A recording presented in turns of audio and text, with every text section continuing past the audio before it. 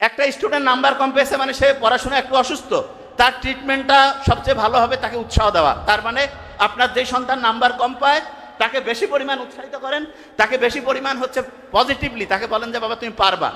এবং সন্তানকে যখনই আপনি বলবেন যে সে পারবে এবং তার জন্য আল্লাহর কাছে দোয়া করবেন, দুইজনে একসাথে দোয়া করবেন, তাকে রুটিন অনুযায়ী পড়তে বলবেন এবং পড়াটা বুঝে পড়তে উৎসাহিত করবেন। বুঝে পড়লে 900% পর্যন্ত পড়া ব্রেইনে ঢুকে। আরেকটা জিনিস বলি, যে কোনো কঠিন পড়ার আগে ঘুমাবেন, একটু পড়বেন আবার ঘুমাবেন। এবং অভিভাবকদেরকে বলি আপনার সন্তানকে 15-20 মিনিটের বেশি একটানা পড়তে দিবেন না। আপনারা অনেক সময় বলেন যে কি তুই বারবার উঠিস, আমাকে অনেক স্টুডেন্ট বলে যে আপনি বলেন স্যার তাড়াতাড়ি অল্প অল্প করে পড়তে, কিন্তু অভিভাবকরা বলে কিরে তুই খালি বারবার উঠিস। বারবার উঠা হচ্ছে সবচাইতে আদর্শ পড়া। 15-20 মিনিট পড়লো, তবে উঠে আবার মোবাইলে ফেসবুকিং এগুলা না, উঠে একটু হাঁটাহাঁটি করে বুক ভরে শ্বাস নিবে, সারবে, পানি খাবে, কুসুম কুসুম গরম পানি। ওই যে আমার পানির বটটা কই জানি না, কুসুম কুসুম গরম পানি খাবে, গরম ঠান্ডা সবসময়, ব্রেইনের অ্যাক্টিভিটি বাড়বে, এটা খুব ইম্পর্টেন্ট। এরপরে যেটা বলছে ভবিষ্যতের সাফল্যের জন্য প্রস্তুতি নেওয়ার জন্য শিক্ষার্থীদের কি অভ্যাস গড়ে তোলা উচিত। একটা ফর্মুলা আছে ইংরেজিতে, সেভার্স ফর্মুলা। এটা কি? প্রত্যেকদিন সকালে উঠে সাইলেন্ট মুডে চলে যাবে। সাইলেন্ট মুড মানে আল্লাহর কাছে আমি সাহায্য চাচ্ছি, আল্লাহ তুমি আমাকে রহম করো। এরপরে আল্লাহর কাছে চাবা যে আল্লাহ আমার ব্রেন দৈনিক বাড়তেছে, আমি যাতে বড়দের সম্মান করতে পারি, আব্বা আম্মার জীবনটা অসাধারণ করতে পারি, এই চিন্তাগুলো করবে। এরপরে হচ্ছে ভবিষ্যতে যেটা হইতে চাও, ডাক্তার, ইঞ্জিনিয়ার, পলিটিক্যাল লিডার, যা হইতে চাও সেটা হয়ে গেছো, এবং সেইটা হইতে গেলে যেই যেই কাজ করা লাগে সেটা রুটিন অনুযায়ী করবা। প্রত্যেকদিন একটু এক্সারসাইজ করবা, নামাজ পড়বা, কোরআন করবা, এই অনুযায়ী পড়তে থাকো, ইনশাল্লাহ অসাধারণ কিছু হবে। এরপরে বলছে পড়াশোনার সময় শিক্ষার্থীরা কিভাবে তাদের মনোযোগ একাগ্রতা উন্নত করতে পারে। নামাজ পড়ার সময় শুধু আল্লাহর চিন্তা করবা, ব্রেইনের ফোকাস করার ক্যাপাসিটি বাড়বে। বর্তমানে ফোকাস করার ক্যাপাসিটি, আমেরিকার যে মাইক্রোসফট কোম্পানি আছে না, তারা বের করছে গোল্ড ফিশের ফোকাসিং ক্যাপাসিটি 9 সেকেন্ড, আমাদের হচ্ছে 8 সেকেন্ড। আমাদের ফোকাসিং ক্যাপাসিটি গোল্ড ফিশের চাইতে কমছে। ফোকাস করার ক্যাপাসিটি যার যত বেশি তার ব্রেনের পাওয়ার তত বেশি। ফোকাস করার বুদ্ধি কি? নামাজ আল্লাহ দিয়েছে, এটার প্রধানতম একটা উদ্দেশ্য রেগুলার ফোকাস করা। ইংরেজি ফোকাস বানান FOCUS। কয়টা বর্ণ আছে? কয়টা বর্ণ? 5 ওয়াক্ত নামাজ। কয় ওয়াক্ত নামাজ? আঙ্গুল কয়টা প্রত্যেক? ইসলামের খুঁটি কয়টা? 5টা। তার মানে সব কিছুতে 5। ইংরেজিতে আল্লাহ বানান করলে কয়টা বর্ণ? কয়টা? প্রথম বর্ণ কি? তারপরে ডাবল এল।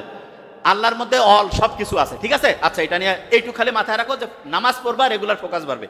একজন শিক্ষার্থী হিসাবে সময় কার্যকরভাবে পরিচালনা করার সর্বোত্তম উপায় এটা বলে দেয়। 15-20 মিনিট পরও 5-7 মিনিট রেস্ট, আবার 15-20 মিনিট পরও 5-7 মিনিট রেস্ট, এবং দুইটা পড়ার মাঝখানে একটু চোখ বন্ধ করে ঘুমায় থাকো। চোখ বন্ধ করে থাকবা, ব্রেইনটা শর্ট টার্ম থেকে লং টার্ম মেমোরি সেন্টারে পড়াটাকে 500% গতিতে রিজার্ভ করবে। এই জিনিসটা খুব ইম্পর্টেন্ট। তার মানে পড়ার ক্ষেত্রে রেস্ট দিয়ে দিয়ে পড়বো, দুইটা পড়ার মাঝখানে রিভিশন করবো, রাতে ঘুমানোর আগে রিভিশন, সকালে ঘুম থেকে উঠে রিভিশন। ওই সময় ব্রেনের আলফা এবং থিটা যে ওয়েভ থাকে এটা সবচেয়ে অ্যাক্টিভ হয়, পড়া সরাসরি ট্রান্সফার হয়ে চলে যায় শর্ট টার্ম থেকে লং টার্ম মেমোরিতে। এরপরে বলছে যে একজন কি এটা আপনি কি বিশ্বাস করেন যে কেবল একাডেমিক সাফল্য একটা উজ্জ্বল ভবিষ্যৎ নিশ্চিত করে, নাকি অন্য কোনো সমান গুরুত্বপূর্ণ দক্ষতা আছে? একাডেমিক পড়াশোনা ভবিষ্যতে, আমি বলি একাডেমিক পড়াশোনার একটা জিনিস বলি, একাডেমিক পড়াশোনা দিয়ে একটা স্টুডেন্টের শ্রেষ্ঠত্ব যাচাই করা যাবে না। একটা স্টুডেন্টের একাডেমিক পড়াশোনা একটা ছোট্ট পিলার, একটা ছোট্ট খুঁটি। সত্যিকার অর্থে তাকে সব বিষয়ে দক্ষ হইতে হবে, ভালো মানুষ হইতে হবে, এবং ব্রেইনের দুইটা জিনিস তার বাড়াইতে হবে। সেটাকে আমি একটু বলি। 1991 ইউএস সেক্রেটারি অফ স্টেট বলছে যে, একটা আর্টিকেল ছাপাইছে, সেখানে বলছে যে আমাদের যে ভবিষ্যৎটা, সেই ভবিষ্যৎ 3টা জিনিসের উপর নির্ভর করতেছে। কি কি? একটা হচ্ছে ক্রিটিক্যাল থিঙ্কিং, নতুনভাবে চিন্তা করা, আরেকটা হচ্ছে প্রবলেম সলভিং, আরেকটা হচ্ছে টিম ওয়ার্ক। এটা বলি টিম ওয়ার্ক মানে সবাই মিলে ঝুলে কাজ করা। তো এগুলোর জন্য যেটা জিনিস স্টুডেন্টকে বলবেন যে তুমি ভাইয়া বাবার নাম্বার যেইটা পাও কোনো সমস্যা নেই, নতুন নতুন বই পড়বা, আস্তে আস্তে ভালোভাবে চিন্তা করবা। আর দ্বিতীয় যে জিনিসটা আছে, তাকে যে কোনো প্রবলেম দিয়ে বলবেন এটা চেষ্টা করো। আর তৃতীয় হচ্ছে টিম ওয়ার্কের জন্য যৌথ পরিবার খুব ভালো। যৌথ পরিবারে সবাই মিলে একসাথে মিলেমিশে থাকার অভ্যাস তৈরি হইলে ওই স্টুডেন্টগুলো টিম ওয়ার্কে ভালো করবে।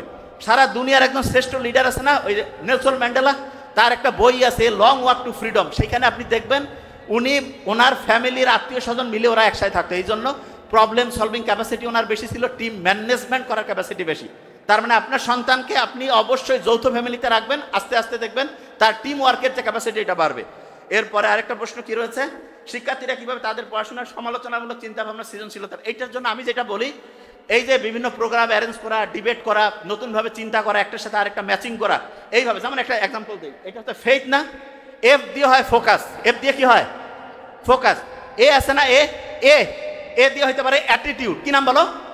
অ্যাটিটিউড মানে কি জানো? যে কোনো জিনিসকে পজিটিভ ভাবে নেওয়া, যে এটা আমার জন্য ভালো। এরপরে আই আছে না, আইতে হচ্ছে ইন্টেলিজেন্স, ব্রেইনের ক্যাপাসিটি, ভালো কাজ করলে বাড়ে। টি আছে না, সত্যি কথা বলা, সত্যি কথা বললে ফোকাসও বাড়বে, ব্রেইনের ক্যাপাসিটিও বাড়বে।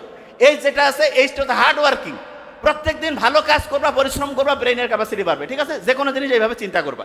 এরপরে যেটা রয়েছে সেটা হচ্ছে এটাকে পরীক্ষা এবং একাডেমিক চাপের সাথে লড়াই করা শিক্ষার্থী। আপনার পরামর্শ, আমি একটা জিনিস বলি, স্টুডেন্টদেরকে হচ্ছে স্বাভাবিকভাবে তাদের কার্যক্রম বিকশিত করার জন্য কোনো প্রেশার দিবেন না। প্রেশারটা কি জানেন? ছোট বাচ্চা যখন হচ্ছে ঘাড় এই যে এরকম করে বাঁকা করে থাকে, তখন এই যে এরকম করে আছে না, তখন তার ঘাড়ের মধ্যে 15 কেজি ওজনের একটা বস্তা থাকে। এই জন্য ছোট বাচ্চাকে বলবেন যে এই যে এরকম করে ঘাড় সোজা করো, সোজা করো, তাহলে কি হবে, ঘাড় থেকে বোঝা নামি গেল, ব্রেইন অ্যাক্টিভ হয়ে গেল। কারো ঘাড়ের মধ্যে যদি একটা 15 কেজি বস্তা দিয়ে কই হাট, ভালো লাগবে, আর কবে যে কেমন লাগতেছে, খোসর মোসর। এই জন্য ঘাড় সোজা করাবেন। ওই যে ছোটবেলায় যে আরামে দ্বারা সোজা করো আছে না, ওইগুলো কিন্তু ভালো ছিল, সূর্যের আলো আসতো, ব্রেন অ্যাক্টিভ হইতো। এরপরে একজন শিক্ষার্থীর জীবনে পড়াশোনার পাশাপাশি চরিত্র গঠন করা। চরিত্র মানে কি বলি, বাবা মার সাথে সম্মান সুযোগ আচরণ করা, কোনো খারাপ কাজ করব না, ভালো কিছু করব, এবং সবচেয়ে গুরুত্বপূর্ণ যেটা অন্যের উপকার করা। যে কোনো জায়গায় শোনেন, যে কোনো জায়গায় যে খারাপ কিছু দেখেন সেটার প্রতিকার করবেন, এবং করার ক্ষেত্রে ইসলামের নিয়মটা ভালো, কোরআনের নিয়ম ভালো। কেন, মুহাম্মদ সাল্লাল্লাহু আলাইহি ওয়াসাল্লাম কিন্তু নবুয়ত পেয়েছে কত বছর বয়সে? 40 না, কত? 40। উনি কিন্তু একটা শান্তি সংঘ তৈরি করছিল প্রবলেম সলভ করার জন্য, 17 বছর বয়সে, নাম হিলফুল বুজল। 40 থেকে 17 বিয়োগ করলে কত? 23। এই 23 বছরে মুহাম্মদ সাল্লাল্লাহু আলাইহি ওয়াসাল্লাম সেরকম অসাধারণ কিছু করে নাই, কিন্তু সবচেয়ে অসাধারণত্ব করছে 40-এ যখন নবুয়ত পাইলো, তারপরে 63 বছর পর্যন্ত। 40 আর 63 পার্থক্য কত? 23।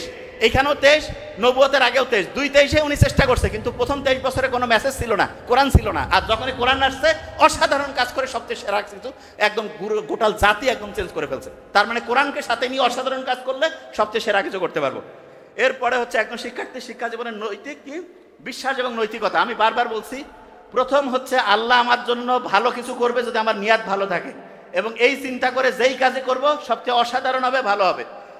এরপরে বলছে কি, দ্রুত পরিবর্তনশীল বিশ্ব এবং ভবিষ্যতের ক্যারিয়ার জন্য শিক্ষার্থীদের কিভাবে, শোনো স্টুডেন্টরা, তোমরা, আমি একটা জিনিস বলি, তোমরা আজকে যারা আসো, আমি একটা, যারা এখানে কমিটি আছে তাদেরকে আমি বলবো, এদের প্রত্যেকের একটা ঠিকানা রাখিয়েন, এবং আজ থেকে 10-15 বছর পরে আমরা যদি দেখি একটা রিসার্চ হয়ে যেতে পারে, সারা বাংলাদেশের সবচেয়ে সেরা স্টুডেন্ট হিসাবে যারা অসাধারণত্ব অর্জন করবে তাদের মধ্যে এখানকার অনেকে থাকবে। আমি বললাম, এটা লিখে রাখেন, ইনশাল্লাহ অসাধারণত্ব করবে। কেন, যদি এই ফর্মুলাগুলো তারা ফলো করে, এটা আপনারা লিখে রাখেন, এবং এটা একটা 100% একটা বড় রকমের রিসার্চ হতে পারে। এটা আপনারা করে দেখিয়েন, ফর্মুলা মানবেন, 100% রেজাল্ট চলে আসবে।